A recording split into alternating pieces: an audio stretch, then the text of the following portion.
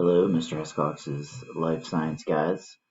I'm here to give you some advice on how to work on our virtual DNA model. Now, this is an activity that I created myself.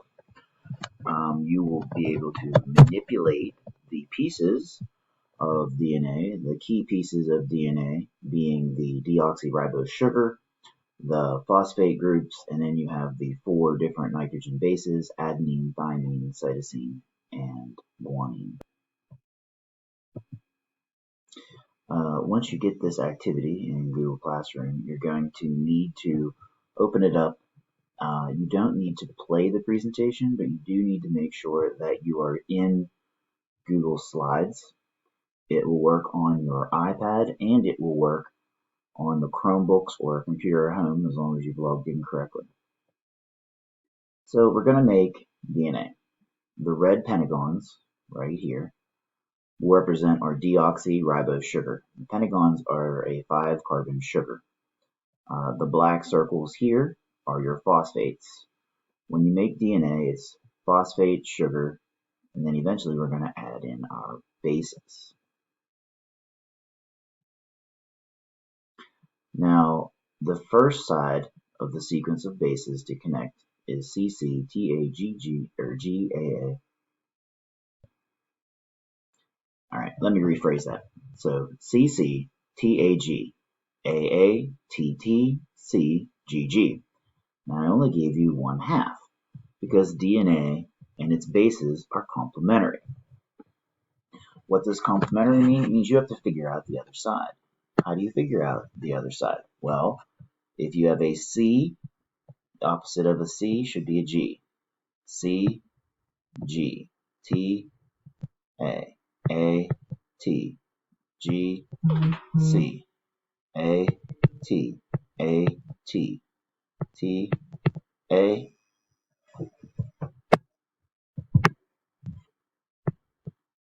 C, G, G, C, G, C. C, which is right here, stands for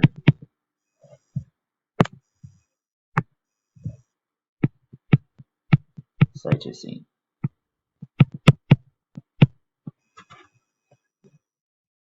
You'll notice that they look like puzzle pieces because certain puzzle pieces have to fit together.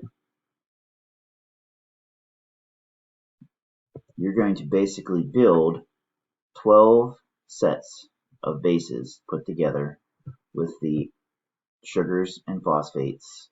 You'll see there are going to be little blue sticks available that you can move.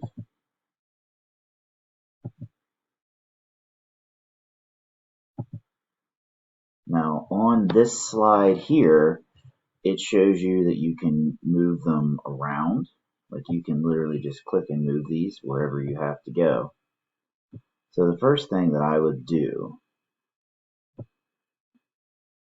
is get these to where you can work with your pattern as you click and move them around.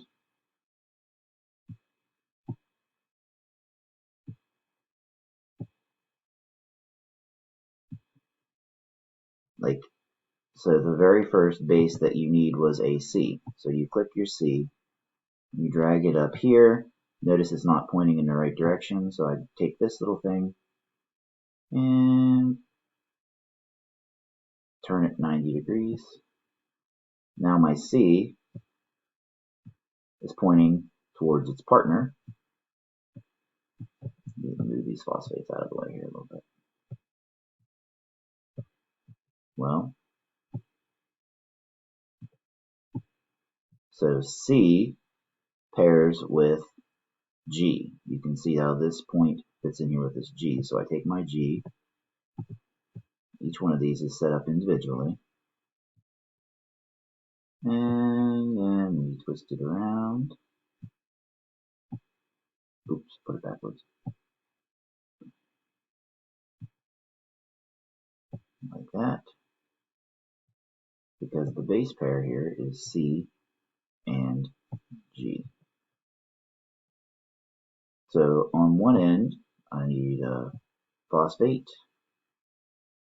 In here, I'll start my next one. Maybe I have to move all these phosphates out of here.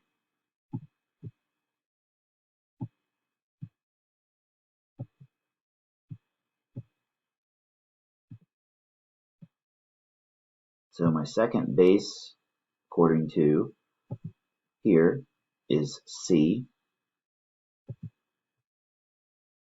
So I need another C. I bring it up here. I rotate it 90 degrees. I need a phosphate in between here. So phosphate, sugar, base, phosphate, sugar, base. If I have a C there, I need a G on the other side. Bring it up here.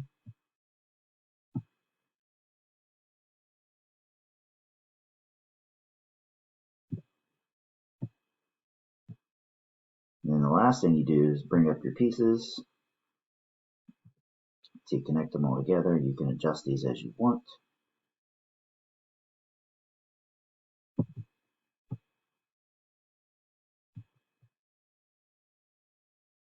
These are actually the bonds that hold all of this together.